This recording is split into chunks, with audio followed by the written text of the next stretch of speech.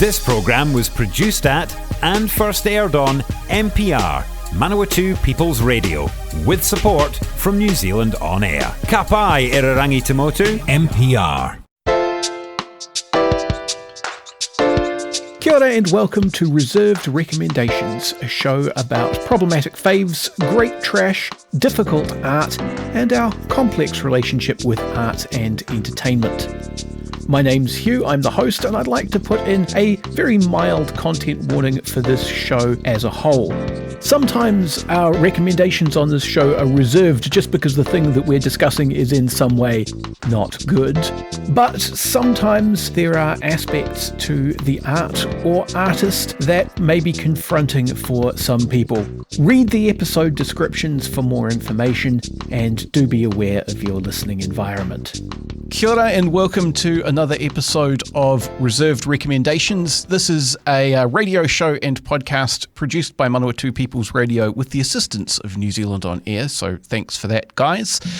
This is a show about great trash and difficult art, and I've been wanting to talk to somebody about tonight's topic for a really long time, so I just kind of jumped on it when I saw tonight's guest mention this movie on Twitter, because this is kind of a conversation I've wanted to have with someone for a really long time, and it gives me really great pleasure to welcome the host of the YouTube channel Nyx Fears. Good evening, May. How's it going? Hey, things are great. I hope things are going good in New Zealand. They're not bad. They're not bad. I know you're in the States, so you've just come out of the entire Trump thing. Oh, yeah. Our political situation is much more like Canada in the sense that our government is just consistently somewhat disappointing rather than like actively chaotic evil. You know, isn't it sad that we strive for that? Like, don't we strive for our governments to just be kind of disappointing instead of just vehemently evil?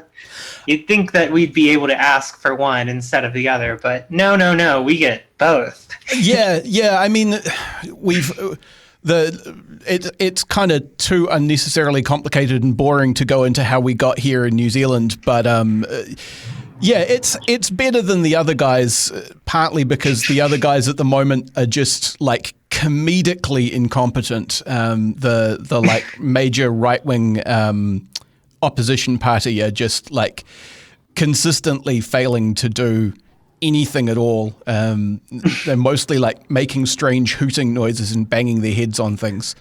So about normal. Yeah, but like they're not even convincing anybody else to join in. Dang. Yeah.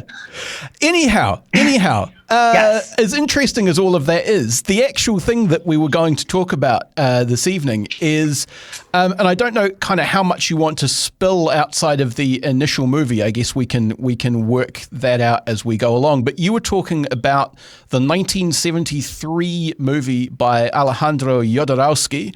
I'm guessing that you pronounce the J like that in his name. The Holy Mountain. So do you? Yes. Do you maybe want to like set the table a bit about just kind of like what you were trying to express on Twitter about this movie? Because I do think it's really fascinating and also something that you could only ever give a reserved recommendation for. Right. Well, so sort of the thing that I have always felt is that the Holy Mountain is like an amazing thing that exists that in the same way as like the Lord of the Rings, right? Like you look at the Lord of the Rings and you're like, wow, look at this amazing thing that someone made thousands of hours went into making this thing happen. And so on that level, it's an amazing experience. And then on another level, it's like a rite of passage because it's very much a movie about sort of your social expectations versus your literal social reality, like basically how we've all been socialized, and it's trying to explain that to you. But of course, in a movie that's trying to explain to you how you've been like incorrectly socialized, while it being like this big epic of complete psychedelic nonsense, it kind of gets to this place of well, it's very confrontational.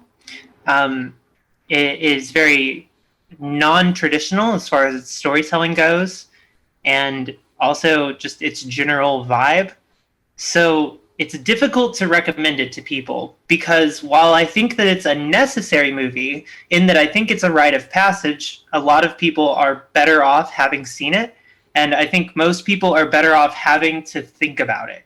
Like, forcing your friends to think about the Holy Mountain, as fucked up as it is to, like, get your friends together and force them to watch art, it's good for them. I mean, it's good for them. Yeah, and it's less harmful than doing what in many ways Jodorowsky was kind of trying to emulate, which would be like non-consensually dosing them with a large quantity of psychedelics. Yeah, not a great thing to do. No, don't do that. Make them watch The Holy Mountain instead.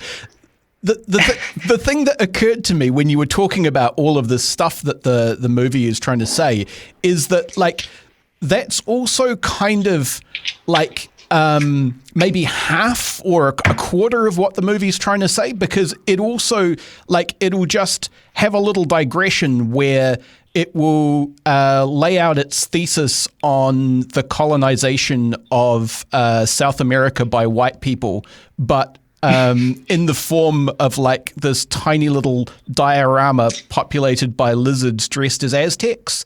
Right, and it'll do it over the course of like a minute and a half. And then it's just like, there you go. and a guy with a Nazi pirate hat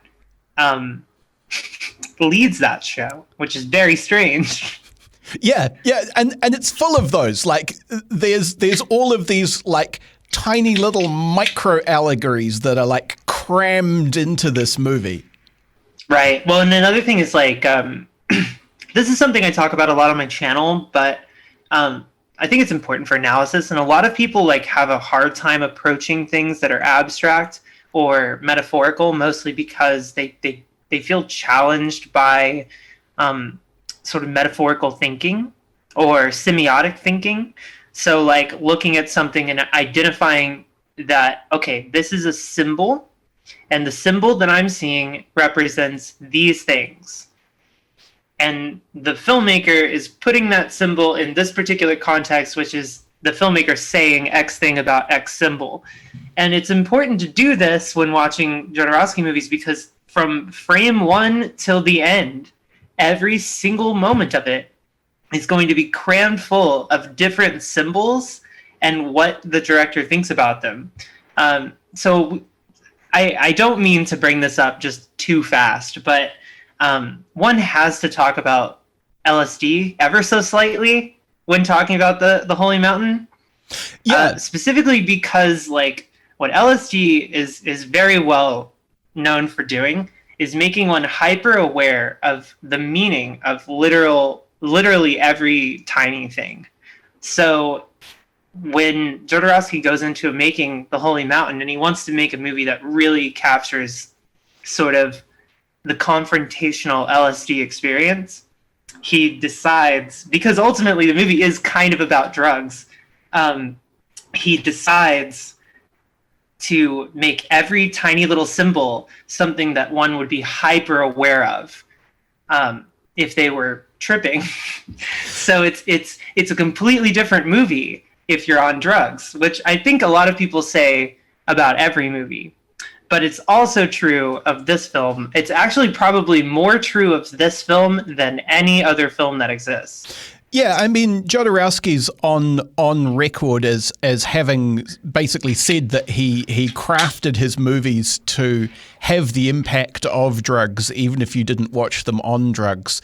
Right. He also got cast and crew to take drugs with him. I don't know about on the Holy Mountain, but definitely in the course of making El Topo, which is the movie before this one in his filmography that kind of gave him license to make this one on the basis of its success. Right. And at the same time, he's part of this, like, this is 1973, which is, like, effectively still the 60s. But, like, he's part of this group of people who discovered psychedelics and decided that they were literal magic. And so he's also kind of like Grant Morrison-y. He's kind of trying to use the movie to cast a spell that will break your mind open or something. Well, and the worst part is that it works almost every time. In my experience, every time I approach the Holy Mountain, it brings me something I didn't have before. And very few movies are rewarding in that way, where it's not necessarily that it gives you questions, but it gives you answers. Where a lot of movies, it's fairly easy, I feel like, to tell a story that brings up a lot of questions, but it's very difficult to make a film that is inherently just true. It's just making something that's just truth. And a lot of what the Holy Mountain depicts is truth. And a lot of it is fairly ugly truth. But it does so in a way that, like, for instance, there are moments in the movie where someone will get shot with a bullet and a bird will come flying out of them. And of course, symbiotically, that's meant to represent their soul leaving their body, right? The bird is their soul leaving their body because they've been shot or whatever. And so it's confronting the core reality, which is that somebody with a gun can decide to make someone's soul leave their body, and it is horrible, and it is violent and disgusting. It's a haunting thing to see, but it is also a fairy tale of I don't know, the world stage. It's a fairy tale of the world stage that we can't forget, that, like, this core violence is an enormous aspect to being human. And how do you actually confront that? You know what I mean? And I feel like The Holy Mountain is, like, the only movie that actually, like, identifies this core human violence and tries to, like, undo it, even though it does it very difficultly. Well, I mean, I'll put it like that. The other thing that's part of that scene where you see, I think it's like students or protesters. It's actually a while since I watched the movie, but there's a crowd of young people essentially being massacred. Is where the birds coming out of their clothes after they've been shot happens, and that's almost presented as something that other people consume as entertainment. Like there are tourists, like, snapping photos of the birds leaving the bodies of the people who've been shot. So yeah, it's very confronting, but also that way of commenting on the entire process and how society then reprocesses that is still quite timely and uncomfortable. Right. Well, and so there's an irony to the movie as well, and there's also like a justice to it. So, like, the concept of, like, a poetic justice or like somebody getting some kind of justice out of art. I feel like a lot of The Holy Mountain is meant to trigger that particular aspect of you, where it's just saying, like, okay, here is the thing that is your problem. Here's what's bothering you, and here's why it sucks, and here's what you do to stop it. And usually its ideas, like, on how to fix things are usually magical based, but then you have to interpret that even further. So that's another thing. Well, I mean, as I said, Jodorowsky is actually someone who practices magic in some ways, and he's also someone who has he created this school of psychotherapeutic thought called psychomagic, which was about trying to use, like, magical and alchemical principles as kind of keys to unlock stuff in psychiatric treatment with patients.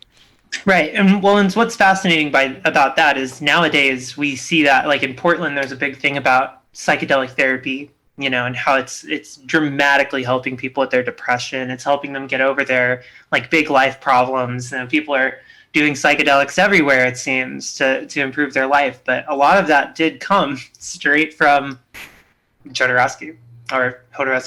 There's several different ways people pronounce his name as well, depending on who you're talking to. But I believe the correct way is Jodorowsky with a Y sound. Yeah, I've gone back and forth a couple of times in the course of the 15 minutes that we've been talking already. It typically depends on the way the other person is saying it, because I never want to be wrong. But yeah, so the magical aspect. Do you believe that a lot of the magical aspect of the film is literal, or do you believe that it too is kind of buried under so much metaphor that one would have to understand it before actually viewing the film to understand what he's even talking about? I have a complicated answer to that question.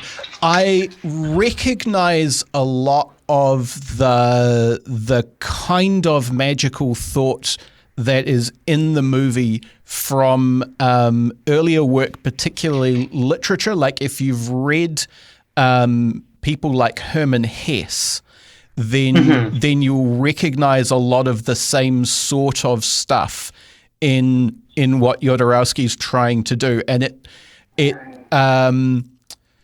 reads to me like someone kind of trying to fuse European alchemical, because alchemy is people disagree about whether it's literally trying to change material stuff into other material stuff or whether it's a metaphor for self-transformation. But right. It's kind of trying to fuse that language with stuff that comes from Zen about removing attachments and paring away unnecessary bits of yourself. Right. But I also feel like Jodorowsky is in the Grant Morrison camp. Grant Morrison wrote, now it's gone out of my head, The Invisibles. He wrote the comic series The Invisibles as a literal attempt to create a piece of art that was a spell that would have all of these flow-on effects into and out of actual reality. And I feel like The Holy Mountain is an attempt to do that as well. Particularly things like the big reveal at the end where they break the fourth wall and show the entire crew up on top of the mountain. Those are supposed to be like someone kind of slapping you to wake you up, but in a magical sense. But the weird way about that whole bit, or the weird thing about that whole bit, is that the at the end when they're flipping the table is the enneagram, and so they're literally flipping human problems, and they're saying the way that we think about all of this, and the way we've thought about magic, as much as the things we've thought about enlightenment, just as much as the things we thought about socio-political things, just as much as the things we thought about theology, it's all, it's all just a bunch of bullshit that we've fabricated to try and communicate different concepts to each other, and we've kind of let ourselves communicate it badly, and we've let ourselves communicate it in this fairly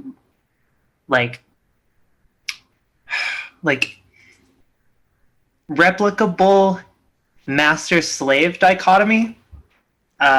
So our organizational structures almost always end up in that same exact position, no matter what we do.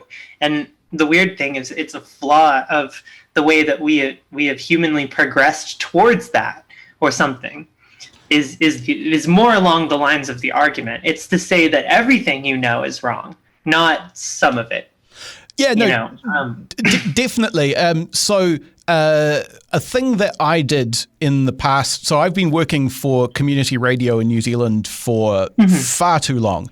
And one of the things I used to do in a previous job in the same kind of community station, but a different radio station from the one where I work now, is I used to have to record this woman. She was a Buddhist nun who would come in and do like lectures on Chan, which is the Chinese version of Zen. And because of the way the recording setup worked, I had to sit there and listen to them in real time. So I was just listening to like half an hour Chan Buddhist lecture a week. And so one of the things that came through from that is that this idea that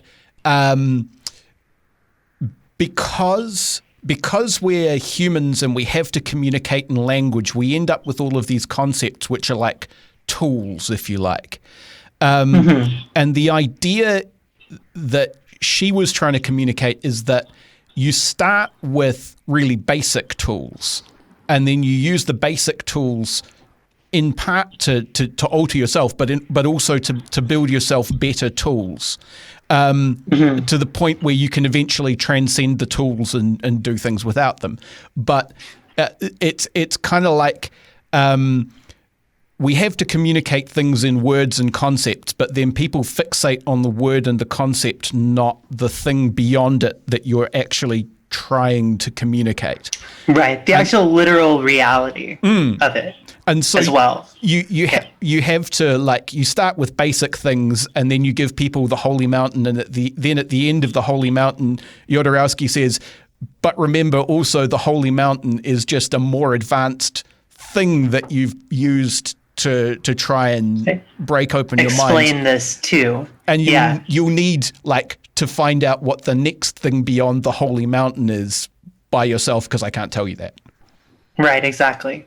But everybody still must have somewhat of a holy mountain experience to be, I feel like, a very free person from a lot of the socialization. Not necessarily to say that one needs to see the holy mountain to, like, better live their life, but human beings have been doing things equivalent to the holy mountain since forever, and that's kind of the bit of the movie. Like, the big argument is that it seems that we all need these little things.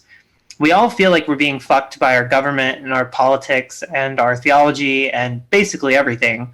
And we all are confused as to why. And so we've invented, over the course of human existence, these different, like, rite of passage challenges to see if you either meet the world or the world meets you, or if you can if you can construct a reality where you can function in this, or something like that. So the holy mountain, I feel like, is ultimately just a construction of that. So in that way, it's weird to talk about it, because on one hand, I constantly sing its praises, but I acknowledge also that it's ultimately a movie that is about the death of the ego and killing off the part of oneself that thinks that it's right and good, and, like, as much as killing off the part that thinks that it's bad.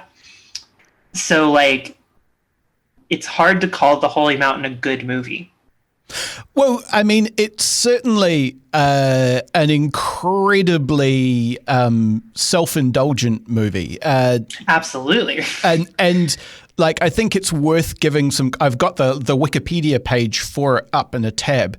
It's worth giving a little bit of context, which is that Jodorowsky had this like cult smash hit with this movie called El Topo, which I also really like, but is also incredibly long and self-indulgent. Yeah. So, you know, that's... And also about acid. And also about acid. Yeah, but again, they're like, he does these magical things to himself and his family members in the course of El Topo. So El Topo starts with the cowboy, who I can't remember if he gets a name or not, but it starts. I don't think he does. It starts with the cowboy riding through the desert on a horse with a small naked boy on the horse behind him. And then they get off the horse in the middle of the desert, and he says to the small boy, "You're now 10 years old. You've become a man. You must bury your first toy in your mother's picture." And then he does that and buries them in the sand, and they ride away.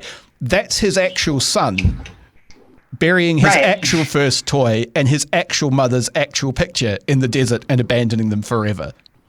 Like right. he keeps, and there is a significance to that. Yeah, he keeps doing that stuff, you know, like he keeps blurring the lines between, like, is this a piece of art designed to have an effect on somebody else, or is it a magical rite of passage that I'm putting myself and my family through? Right. But anyway, that movie was kind of a surprise cult hit, and on the strength of that, he got the backing to make The Holy Mountain from George Harrison. Yeah, through John Lennon and George Harrison advocating for him. So the movie was produced by Alan Klein, who was the Beatles' manager at the time. And John Lennon and Yoko Ono put up production money for it. So like it's got this kind of huge cultural weight, which gives it all of this like financial backing and kind of lets him just do whatever the hell he wants. But that's on the production side. The fascinating thing also is that immediately after the movie comes out, like, no one gets to see it for like 30 years or something, and because of the Beatles' rights dispute. And then suddenly, when the Beatles' rights open back up, suddenly the movie is there to be optioned again, and we all get to have it again. So we've only recently just gotten to see The Holy Mountain as a culture. It used to be this very rare, kind of amazing, high budget lost film, and now it's something you can just get. And isn't that great? And it's fantastic and also deeply weird in the way that only, you know, backroom business finaglings attached to the Beatles can possibly be deeply weird. Well, you know, and I never thought that I would feel this in my life, because I've been watching The Holy Mountain for like 10 years. Like, me and The Holy Mountain go back. But I never thought I would feel this. And that is that oftentimes I will be speaking to somebody who has seen The Holy Mountain, where before it used to be like nobody really had seen it. Only few, and they were like, you know, snarky assholes. But nowadays, you just talk to somebody like, oh yeah, I've seen that. I turned it on Amazon Prime. And you're like, interesting, do you have thoughts? And they're like, not really. It was just kind of gross. And you're just like, wow, you don't have any opinion on this? Like, if there's anything in the world to have an opinion on, it's this. Yeah, and yet, it's fascinating. And I mean, I have had discussions with people who are entirely over Jodorowsky and his bullshit, which, you know, I think is a fair position that you could readily defend, and you could refuse to engage with The Holy Mountain because you perceived it as Jodorowsky bullshit. Right. But like, that's a valid opinion that you could defend, but it's still an opinion. Right. But I mean, anything. And I will admit the movie is self-indulgent. I mean, that's almost the whole bit. There's a part where there's a fucking hippo in a bathtub. Like, why? You know, why did he have that access? Like, hippos are very dangerous. Why did he have that access? There are so many things about the movie in that way. Same with all of his movies, honestly. It's kind of harrowing, all the things that he's able to actually just get away with. But, I mean, I feel like the other thing is, there's that whole bit in the movie where the Christ-like figure, which is meant to be us as an audience member, ascends into a tower over the course of a very slow period of time with a lot of build-up, where he then finally breaks through a very thin little paper wall, and then he meets a crazy magic man who teaches him that he's shitty, and he can fix himself if he just ruminates on how he's shitty and just gets better. And so, like, the movie depicts ego death in this really weird way, where it doesn't depict somebody going through ego death so much as it depicts somebody doing ego death, like constructing it, which is to say they detach themselves from their body enough to feel like they have a blister. This is a weird, like, details, and this is by shot, but he has this blister on the back of his neck, the magician opens up the blister, pulls it out, and then closes all of his chakras to reveal that his heart is now clean of the hatred that he was harboring or whatever. Then he goes and takes him to a bathtub where he cleans his asshole, which is very, very clearly like an ego death experience. Like letting a person clean your asshole is something no one would ever do unless they had detached themselves to that extent from their body. And then he goes through this entire process of shitting in a pot, sweating, and then the shit turns into gold little chunks. And then when he goes to give him the gold chunks, he's like, now you don't actually want this gold. Gold is bad for you. It's just amazing. Like, and so as soon as he's like, okay, gold is bad for you, you don't want gold. Then they cut to a scene where he's in a room where it's all mirrors and you can see the camera crew in the shot with the mirrors. And I never noticed this until the last time I see it, but you can see the whole ass camera crew in this shot with the mirrors. And in front of the camera crew and this other person, he makes him try to cut open a rock. And he's like, try to cut open this rock. And it's like pyramid shaped.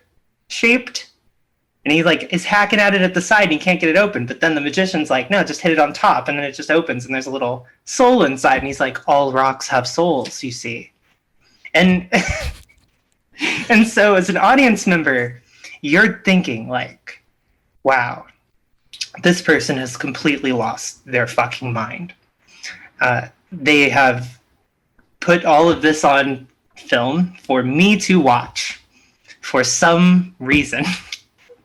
And unfortunately, until you like ever experience like some sort of psychedelic awakening, which is literally what's being depicted, you don't really look at the guy ascending the tower and poking through the thing and meeting the magician and having his hate taken out of him. You don't see that as anything other than literal until you like actually understand that steps in a specific process that psychedelics do to the human mind. So the magician itself, the alchemist, is the drug, and the drug is like fixing the brain. But it's not just the drug, it's like the drug plus ideology and guidance and actual knowledge. It's like true vulnerability. There's a lot of things in there about what enlightenment actually means. And it doesn't mean the drug itself, but the movie depicts the drug in a way that no other film has ever accurately depicted drugs. And I think the reason that people who love drugs like the movie is because they watch that guy ascend the tower and they're just like, mood. I think that's a fascinating point, and there is a thing that I want to pick up from what you just said, but we're also roundabout at the halfway point. So we will take a very brief break for station messages, and we will be back right after this. Support this show and others like it by giving a donation. For more information, go to www.mpr.nz/donate. And you're back on Manawatu People's Radio today o Irarangi o ngā tangata o Manawatu. This is a show called Reserved Recommendations, which is about great trash and difficult art. And I'm talking to May of the YouTube channel Nyx Fears about the 1973 Alejandro Jodorowsky film The Holy Mountain. And just before the break, you were talking about the way in which I was kind of joining a dot between two things you said. You were talking about how the movie, after being quite obscure for a really long time, is suddenly just kind of everywhere on streaming platforms. And you were kind of having the weird experience of coming across people who'd seen The Holy Mountain but didn't really have either positive or negative thoughts about it. They just kind of received it as a thing that didn't make any sense and was kind of gross. But I was joining a dot there because you were talking about the alchemist as representing a drug, but like it's not just the drug, it's the drug with the context and the training and the ideology and the mindset. Exactly. And I wonder if you could draw a line between like the kind of experience that people were having with psychedelics in the 60s, which I will assert includes 1973 when this movie came out. Absolutely. Versus the more kind of purely recreational way that people approach, or some people approach psychedelics now that they're kind of a known quantity. And if you could link that between the way that people receive this movie when they've like had to work at seeking it out as this super weird, obscure, druggy, mind-breaking thing versus just like stumbling across it with no context on Amazon Prime. You know, you could absolutely draw that line. And I actually think about that too, because I do, and I'll admit, I do know an awful lot of people who I'll be talking to them, and then I'll casually, just for some reason, I'll just be like, have you ever done LSD? Just out of curiosity, just tell me. And they're always like, yeah. And I'm like, the fuck, really? You don't seem like you're all that woke. And then they're like, what? No, I did it at a party. And you're like, what? How did you get that at a party? And also, because like, on another hand, I will admit that I have partook in that particular drug, and I'm proud to say that because I think that the drug is very good and interesting. But I will include the caveat that I had to work really hard to get it, and it was meant to challenge my mind, and it did exactly that. And I feel like for most people, they look at a drug and they think, this is going to be fun. But ultimately, like, drugs aren't always fun. And they're not always meant to be. And I think, so the same experience that I'm experiencing with the Holy Mountain, where people will look at it and will just be like, oh yeah, I watched it because, you know, it looked more interesting than a Marvel movie, right? But then, I mean, in the same way that people will do drugs because they're slightly more interesting than a Marvel movie. Yeah, and I mean, it is more interesting than a Marvel movie. I have without a doubt. I have no argument with that. But you know, there's a category error happening there, I feel like.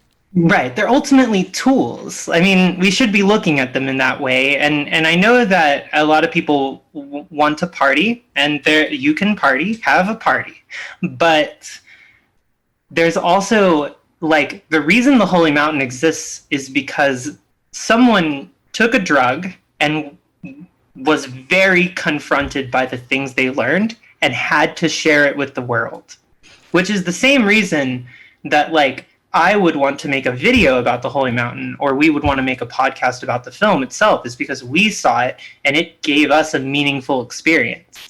So like the people that are out there like talking about it and like what its utility is and what it can do versus the people that are casually kind of getting a passing interest in it could not be more different, and they are having two completely different experiences with both the movie and with drugs. Yeah, I think so. And I mean, I was kind of lucky because I like there's this thing I heard. Sorry, I'm having several thoughts at once. Let me slow down and put them in order for you. So there's a thing that I heard Dan Olson say about referring to things as great trash rather than guilty pleasures, because you shouldn't feel guilty about your pleasures. If things are trash and you like them, then just acknowledge that they're trash, but say that it's your trash and it's great. So I try and use that term. And one of the kinds of great trash that personally really tickles me and that I really like is movies that were convinced at the time that people were making them, like the director and the crew and the cast thought that this movie was going to like just completely change the world.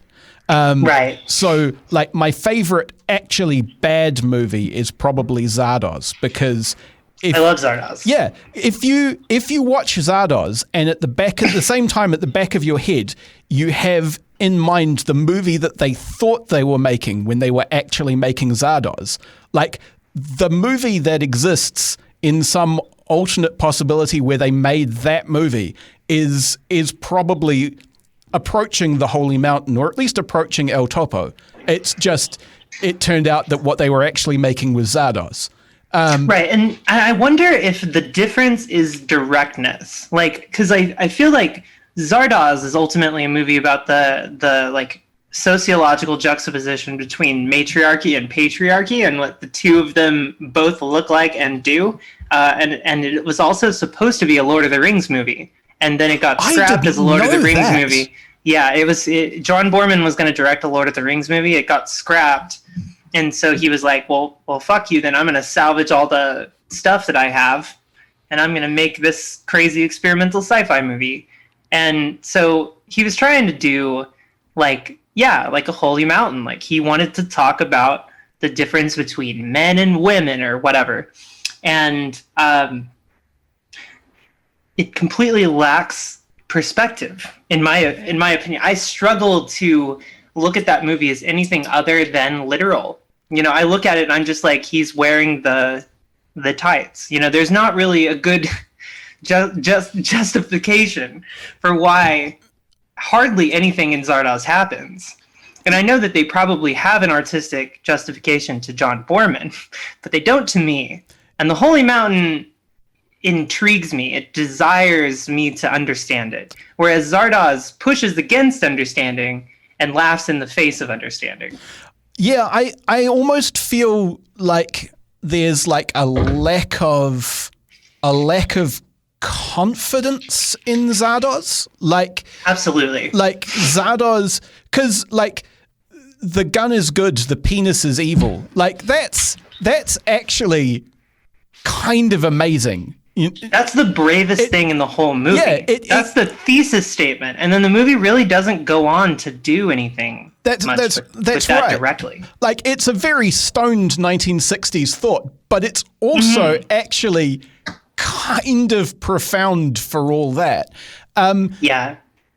But as you say, that's the only one of those in there. Whereas Jodorowsky's giving you like tiny lizard dioramas and this, again, really short sequence where people duplicate the main character's appearance against his will because he resembles Jesus. And then he symbolically eats one of the Jesuses and sends it up in a balloon or something. Like, right. And see, it's nonsense, but is it? And so the fucked up thing about all of that is like, do we not all feel this way? That we were told to be like Christ upon birth. And then upon acting like Christ, we are frequently manipulated by the evils of the world that enjoy people who act like Christ because you can easily you like sell them, market them. But the people that are running the world are not like Christ. And that's like the really important message there. But it's so weird how he chooses to say it, because he just chooses to say it literally. Yeah, but also I guess the point I was making is I feel like whatever your argument with Jodorowsky, and you could have several, and we might briefly discuss one or two. We are getting close to time, but whatever arguments you might have with him, you could never say that he doesn't like have the courage of his convictions. Like, he will pick a strange abstract way of explaining something, but he will deliver that image to you with total confidence and complete authority that you will just have to either deal with it or it will gum up your brain until you eventually deal with it. Right. Well, and I feel like this is like completely against the movie's wishes, so I feel bad like saying this, but I will say it. I think Jodorowsky's visual style and his perspective, his like viewpoint of the way he looks at the world, like through a camera, is special and is really cool. I think he has a very keen eye for that. And I know he would hate that because he doesn't care about that. But they are very technically well-made movies. Well, I mean, actually, I'm not sure that he would necessarily hate that, because, I mean, sometimes the message of the movie is about kind of democratizing awareness partly, or democratizing consciousness. There's two words that you could put together in an order. Democratizing consciousness. That is a title for a video.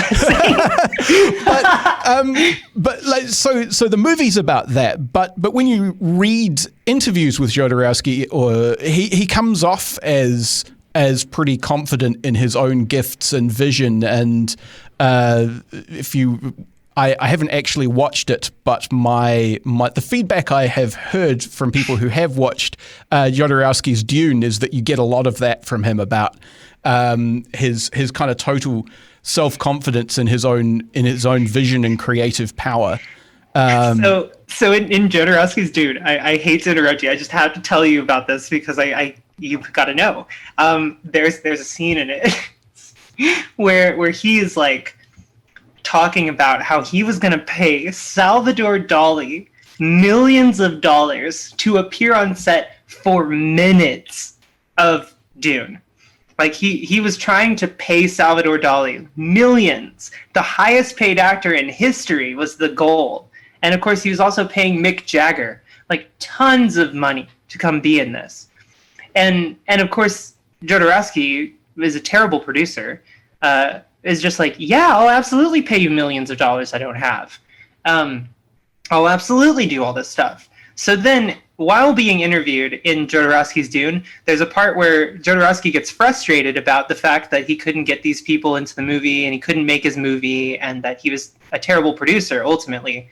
And that, like, so he pulls out a wad of money, and he waves it at the camera, and he's like, "This is shit. It just gets in the way." And it's like hysterical because he himself like was fine with giving that amount of money to Salvador Dali. Like he did this himself by his own like weird entanglement with money. So he has such a tendency to have these like weird and nuanced takes on complicated issues, but he also has a weird personal inability, I think, to like completely see himself within his own things he's made. Like it's so weird how he cast himself as a main role in any of these movies, but never as a vulnerable person. It feels like his vulnerability is difficult. And I mean, and I don't think that we are very nearly at time, and it feels weird to bring this up so late into the conversation, but I don't think you can responsibly discuss Jodorowsky without mentioning at least that he is alleged, according to an interview that he himself gave, to have used that power and that lack of vulnerability in the course of making El Topo to rape one of his co-stars, which, you know, like that's a real heavy thing to have to deal with while you're also receiving all of this stuff from him. Well, and I think it's actually totally okay that we're talking about this at the end, because ultimately, here's the point. The Holy Mountain is an anti-egoist piece of consciousness democratization. You watch it to liberate yourself from a lot of the things that exist. And there really, truly is no film that will liberate your mind in such a way. That said, Alejandro Jodorowsky, for all of his talent and all of his ability, is simply a man. He's simply a man with an ego who did man things with his ego a long time ago, like an idiot. And he's publicly admitting them because in his mind, he doesn't see what he did as wrong, which is just a failure on his part, you know. And yeah, and so you can actually separate art from artist here in a very real way, where most of the time you can't, or at least I feel like I can, because the Holy Mountain itself is so independent in its way of thinking. Yeah, and I think as a coda to that, if you want to try and get your head around Jodorowsky's particular personal neuroses and obsessions, you can explore his wider work, and they do start to come through, particularly like his comics, because he made a whole shit ton of comics as well as movies. Like there are a lot of repeated themes to do with literal or figurative or magical emasculation that come up over and over and over again. And I think there is some very specific 1970s man stuff that he needs to deal with somehow. Absolutely. And you know what? He's old, and that is his prerogative. But I think, and I could tie this all together here by just saying that I think this show in specific that we're doing is about things that are difficult to recommend, but you kind of want to. Yeah, you know? Definitely. And so I feel this. So one of my favorite movies is The Devils by Kenneth. Oh my god. Is it Kenneth Anger? No, it's the other one. Ken Russell. Sorry, I said Kenneth, and that threw me off. Ken Russell. Anyway, that movie has a nun orgy. People rape Jesus in that movie. It's a crazy ass movie. And it's made by entirely bastards. Like the lead actor, like went out and got in bar fights like every night of that movie. And Ken Russell was a belligerent asshole, and he was horrible to the women on the set of that movie. And then you go to like, you know, Easy Rider, where they were all dropping acid in New Orleans. You know, and who knows what that's going to turn into. It's horribly unsafe. And of course, Dennis Hopper is a horrible monster of a person. But we are very fascinated by Easy Rider in the same way that we are very fascinated by The Holy Mountain. And we're very fascinated by The Devils. And, you know, as much as nowadays, I don't think we should be making movies quite like this. I think it's very fascinating that once upon a time, specific things were appropriate and specific things were seen as fine, and you could just get away with shit like that. So it's partially part of the story to remember the problematic part. Like that's part of the wonderful history of not wanting to recommend something you want to recommend to somebody. Like the history of it is part of what excites us.